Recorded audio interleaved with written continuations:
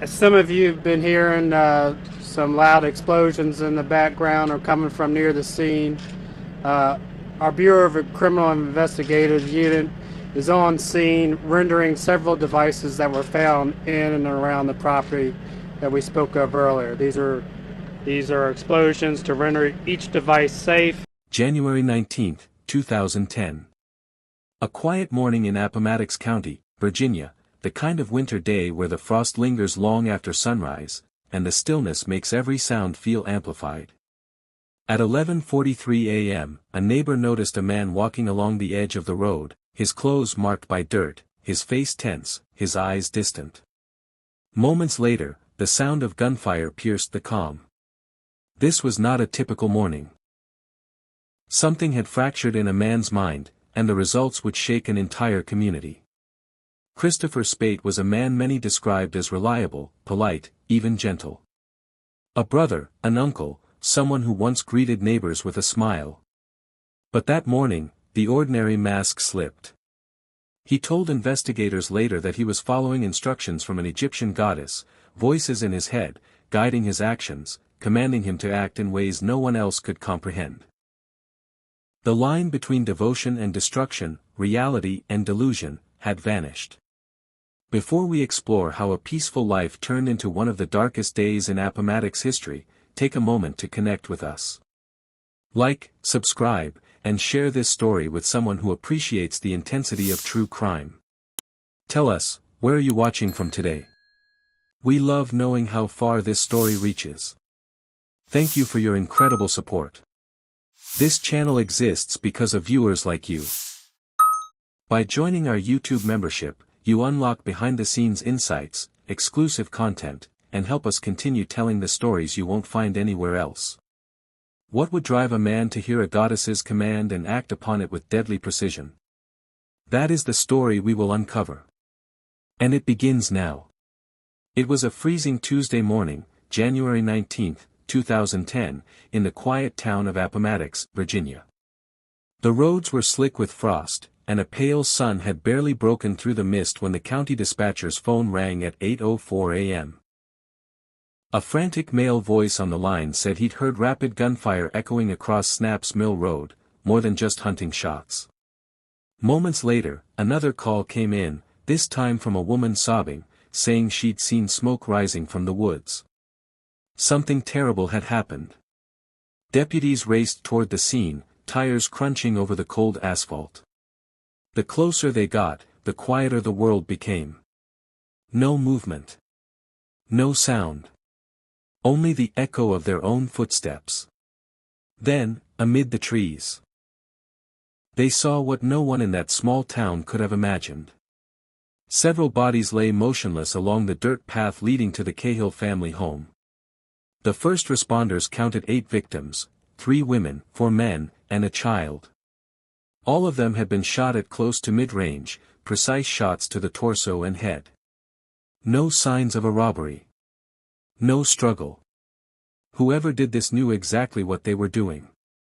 Deputies spread out, weapons drawn, expecting to find an armed suspect still nearby. Instead, they found only eerie silence, and footprints leading deep into the woods. Within an hour, the area was cordoned off with yellow tape. Reporters from Lynchburg and Richmond began to arrive. The sheriff's department released a single statement: "We are investigating multiple fatalities. Please stay in your homes." Panic rippled through Appomattox. This was a town where people still left their doors unlocked, where the biggest crime of the year might have been a traffic stop or a broken mailbox. But that morning, every porch light stayed on, and every door was bolted shut. By noon, Sheriff Barry Letterman confirmed that the victims were all members of an extended family, the Cahills and the Speights, names the community knew well. People gasped when they heard it. The Cahills were loved, involved in church, in school events, always ready to help. No one could make sense of it. But one name was missing from the list of victims: Christopher Speight. Laura Lee Cahill's younger brother. His absence spoke louder than words. Detectives soon realized that not only was he missing, but his vehicle wasn't at the property. A bolo went out statewide. Be on the lookout for Christopher Speight, male, 32, last seen wearing camouflage, possibly armed with a high-powered rifle. The tension deepened. Locals whispered his name in disbelief. Chris? No, he wouldn't. But as the investigation unfolded, pieces began to connect, pieces that painted a far more chilling picture than anyone could bear to believe. By the evening of January 19, as helicopters thundered above the dense pine woods, the manhunt had officially begun. Officers from state police, ATF, and the FBI surrounded a 250-acre perimeter around the Cahill property. The shooter was armed, dangerous, and still out there.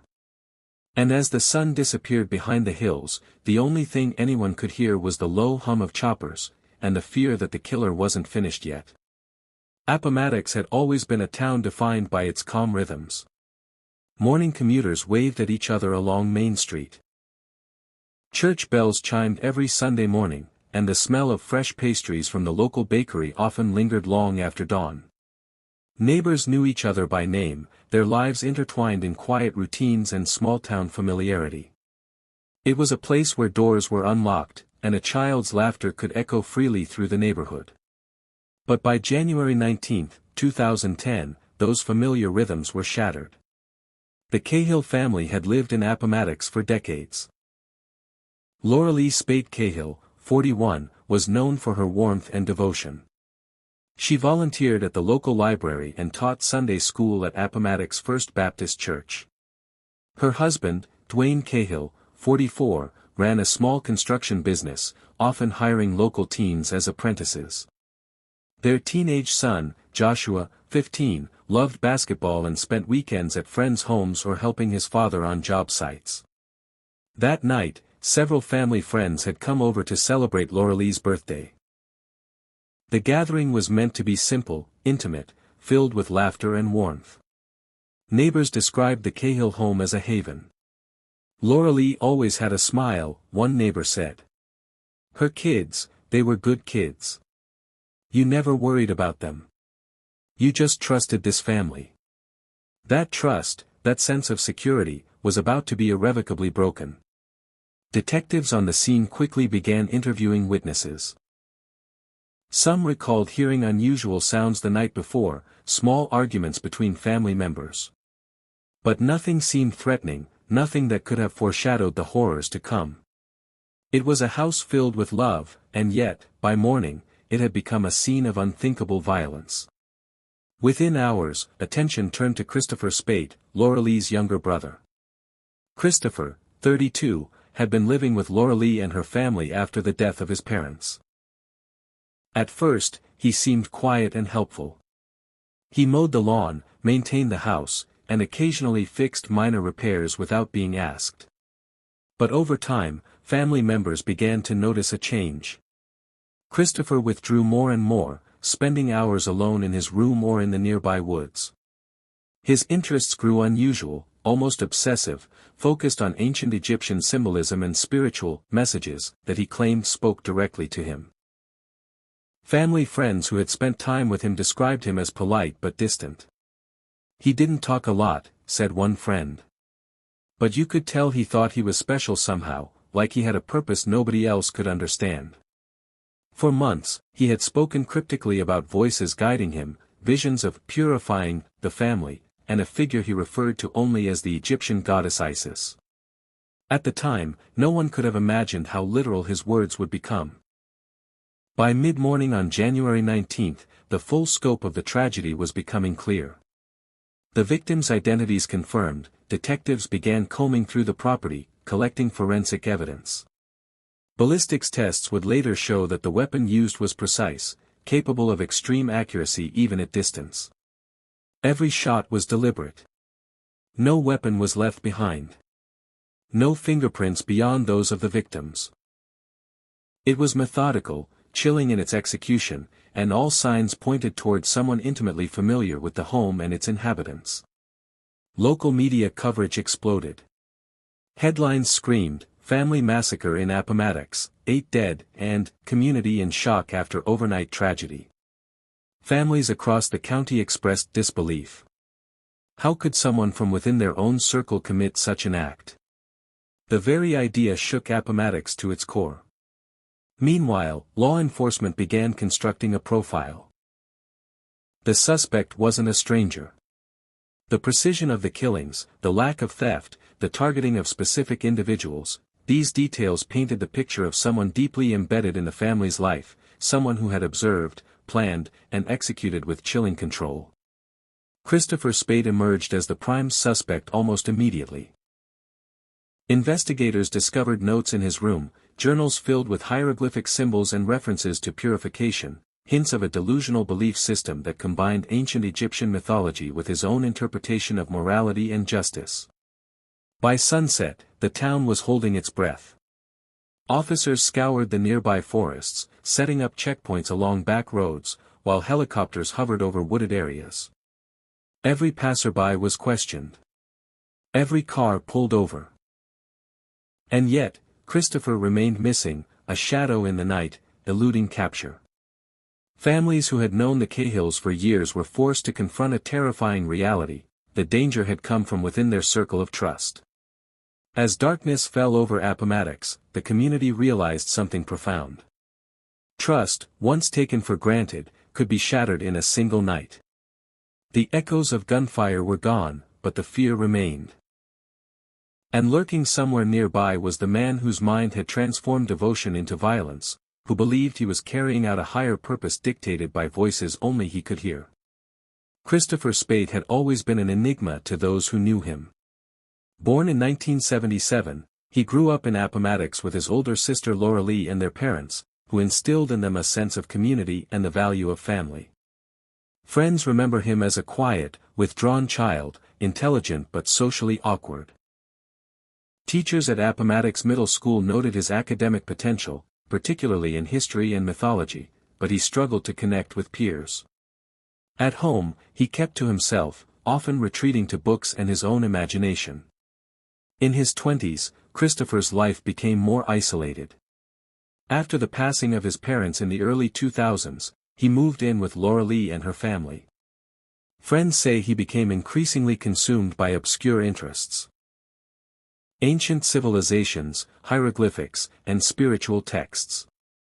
He talked about receiving messages, a former friend recalled, like he had a private connection to someone or something guiding him. At first, it seemed harmless, almost like meditation or a hobby. However, those who spent time with him began noticing subtle changes.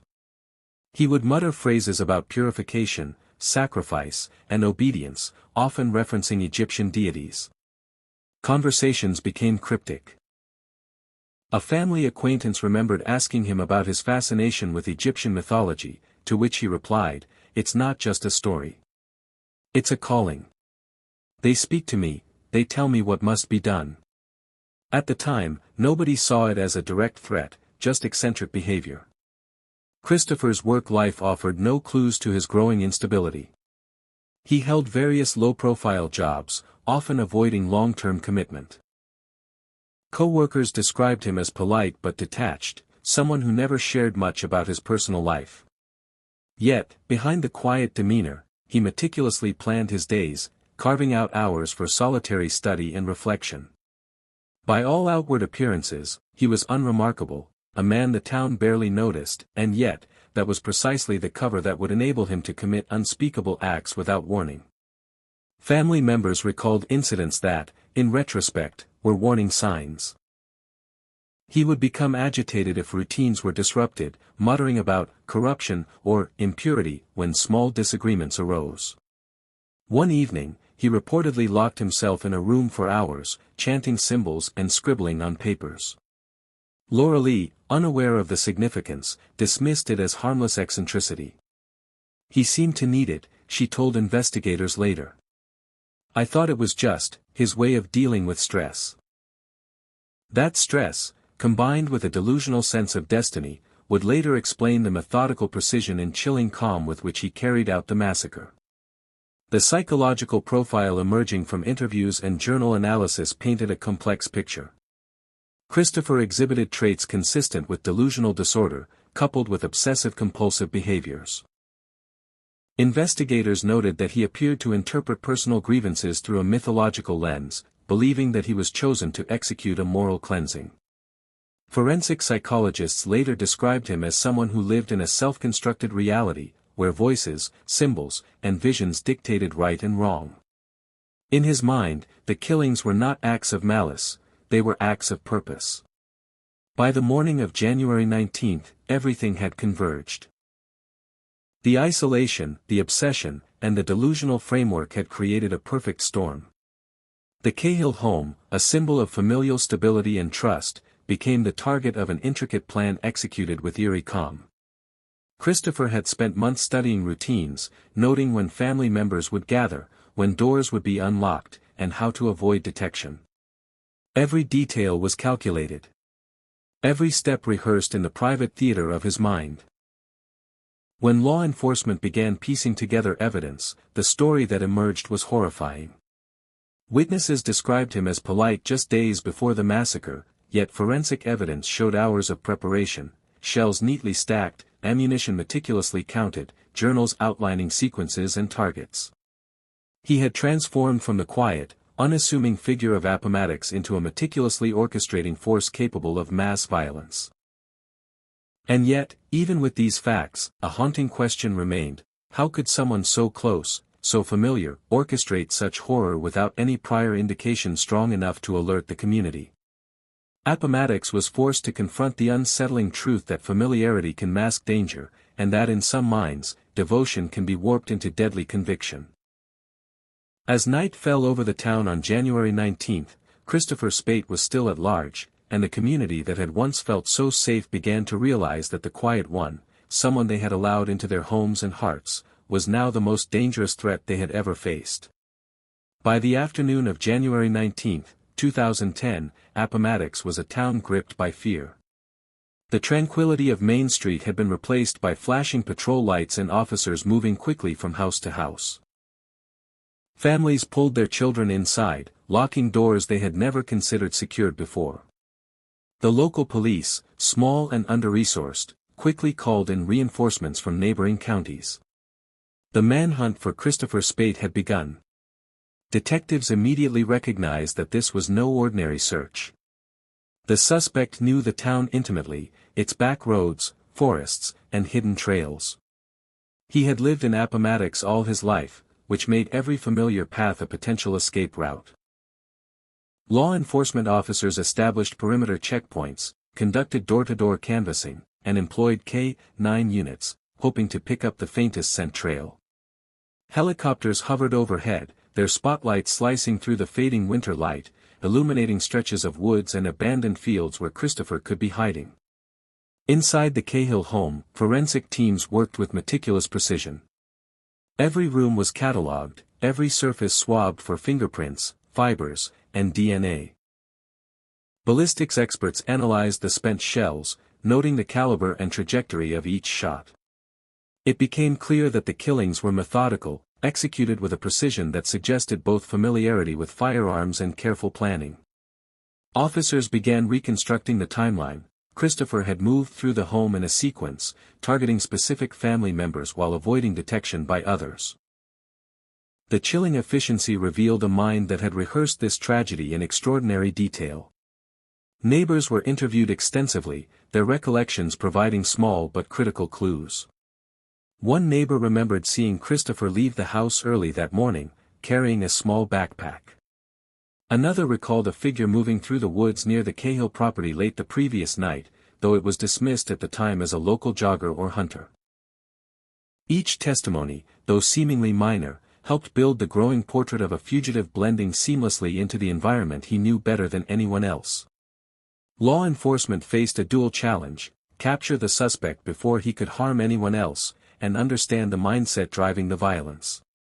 Criminal psychologists were brought in to analyze Speight's behavior. They noted a mixture of delusional thinking and obsessive compulsion. According to their assessments, Christopher believed he was carrying out a moral mission, guided by a higher power, the Egyptian goddess Isis, whom he claimed had commanded him to act. This conviction made him unpredictable, capable of extreme violence without remorse, and frighteningly focused. As the day progressed, media coverage intensified. Local news stations broadcast aerial footage of the search zones, urging residents to report any suspicious activity. Social media exploded with updates and speculation, spreading fear across nearby communities. Some families reported locking their homes for the first time, while others formed neighborhood watches in an attempt to protect one another. Appomattox was no longer a quiet town, it had become a landscape of vigilance, anxiety, and uncertainty. Meanwhile, Christopher Speight remained elusive. Investigators discovered signs that he had prepared for this moment. Food wrappers, maps, and personal items left in strategic locations suggested he intended to evade capture for days, perhaps weeks. The precision of his preparations indicated a mind not only fixated on the killings but also on survival, aware that law enforcement would inevitably pursue him. By evening on January 19, a coordinated plan was in place. Multiple agencies, including state troopers and tactical units, established a grid of search zones. Officers moved silently through the woods, communicating through radios, while helicopters continued to scan the area from above. Each rustle of leaves or distant shadow heightened the tension. Every call, every movement could signify Christopher's presence or mislead investigators entirely. Residents felt the tension acutely. "You couldn't leave your house without checking behind you," one neighbor later recalled. It was like the air itself was holding its breath. That fear, combined with the relentless search, underscored the gravity of what had occurred and the danger that remained. Appomattox was no longer a town of simple routines.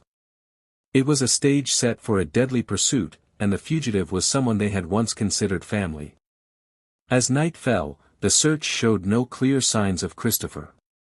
Yet every officer, every resident, and every family member knew the truth: the quiet one had become a predator in a familiar landscape. Appomattox would not return to its former calm until he was found, and the question lingering over every home, every street, every shadow was the same: where would he strike next, and could anyone stop him? Christopher Speight's mind was a labyrinth of obsession, delusion, and meticulous calculation. To the outside world, he appeared calm, even detached, but those who had glimpsed his private thoughts later described a man consumed by a singular vision. By January 19, 2010, that vision had crystallized into a dangerous certainty: he believed he had been chosen to act, guided by the Egyptian goddess Isis. "She spoke to me," he told investigators after his capture. "She told me what had to be done." Psychologists analyzing his journals discovered detailed sketches of symbols, hieroglyphs, and maps of the Cahill property.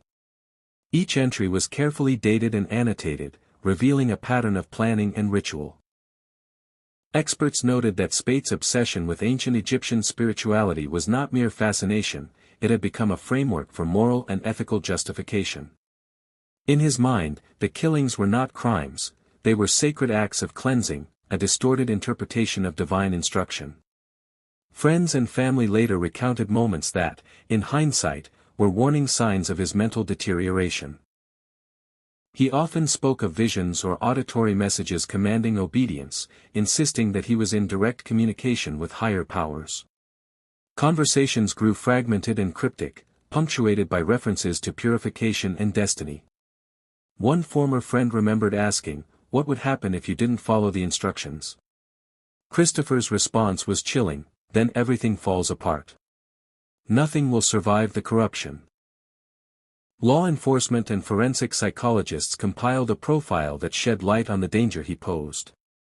Speight exhibited traits consistent with delusional disorder, combined with obsessive-compulsive tendencies. He was hyper-focused, capable of detailed planning for extended periods without distraction, and he displayed a total lack of empathy for those he believed were obstacles to his divine mission. Interviews revealed that he had a rigid sense of morality, defined by his own interpretations of mythology and destiny. What most people considered human life and law were secondary to the moral framework he had constructed for himself. Inside his journals, investigators found chilling confirmations of intent. He documented step-by-step scenarios for the massacre, detailing entrances, movements within the house, and escape routes. He identified family members with notes on behavior patterns and vulnerabilities, often referencing them with a clinical detachment that underscored his obsessive precision. For Speight, these notes were not plans of violence.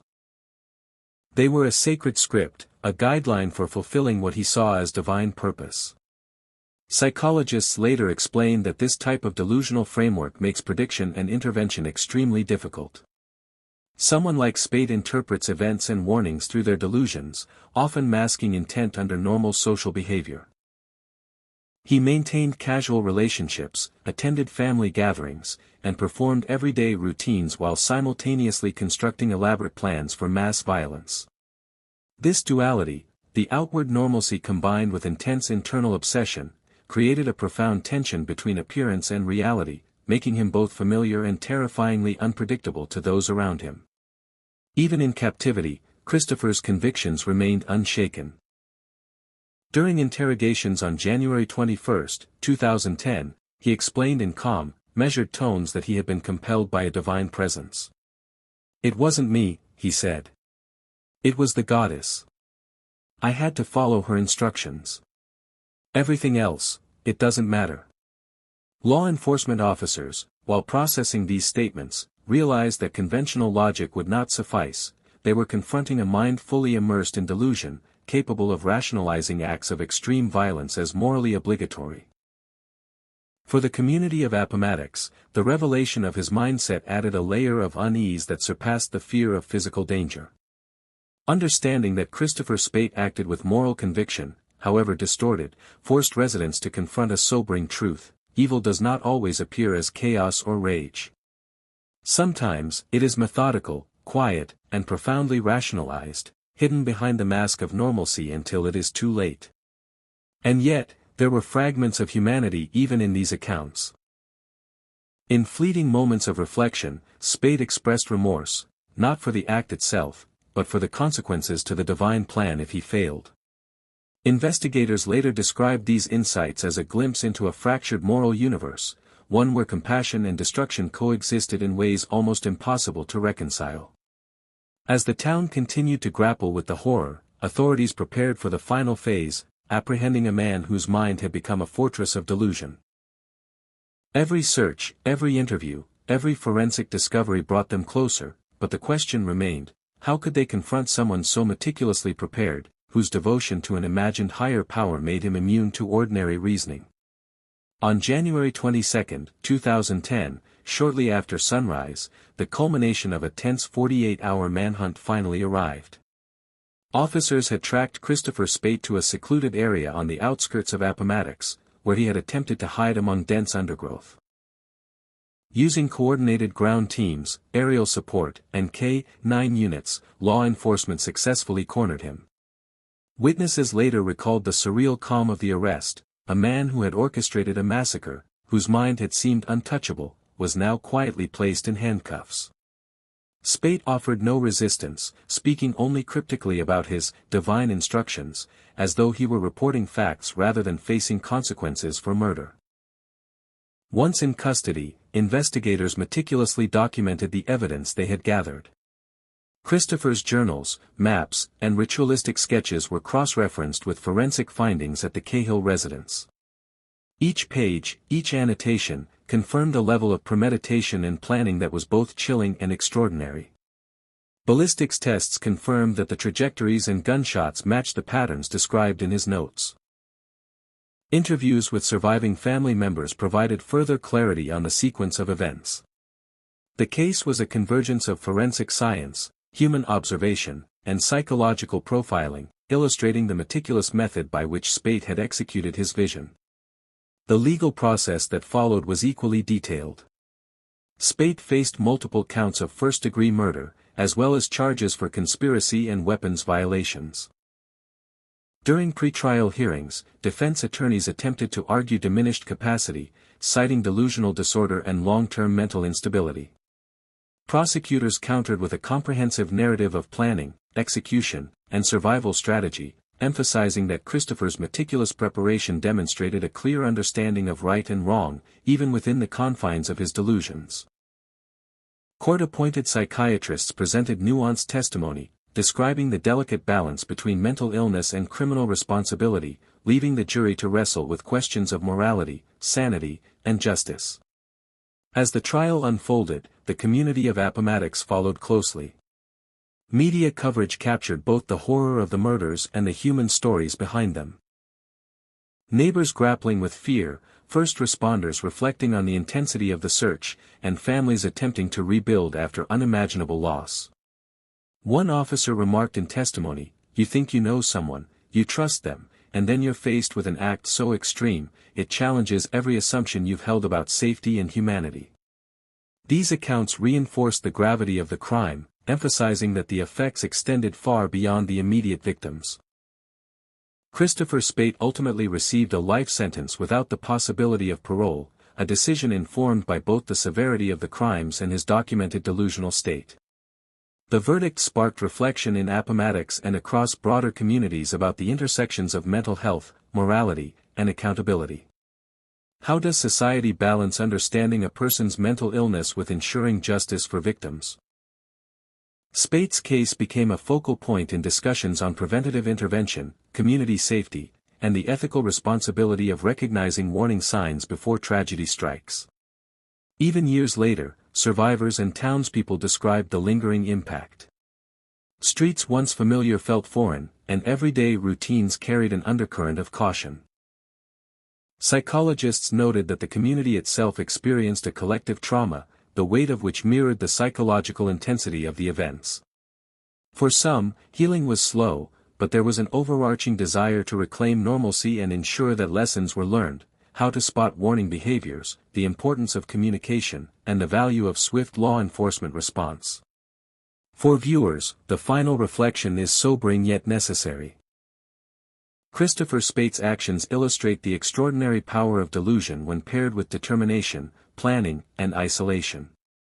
They challenge assumptions about morality, sanity, and predictability, forcing us to consider not only the mind of a perpetrator but the responsibilities we all carry within a community. His case is a stark reminder that vigilance, empathy, and awareness can prevent tragedy, and that even in the darkest scenarios, justice, understanding, and reflection must prevail. Before we end, I want to thank you for watching and supporting this channel. Your engagement keeps stories like these alive, enabling us to examine the human psyche, explore lessons from real events, and understand the delicate line between morality and madness. If you found this story compelling, hit like, subscribe, and share to ensure others can learn and reflect alongside you. Comment below, where are you watching from, and how did this case make you feel? Join our YouTube membership today to access exclusive deep dives, behind-the-scenes research, and special content that continues to explore the stories that fascinate and caution us. Your support allows us to keep uncovering and narrating the complex, extraordinary cases that reveal the depths of human behavior.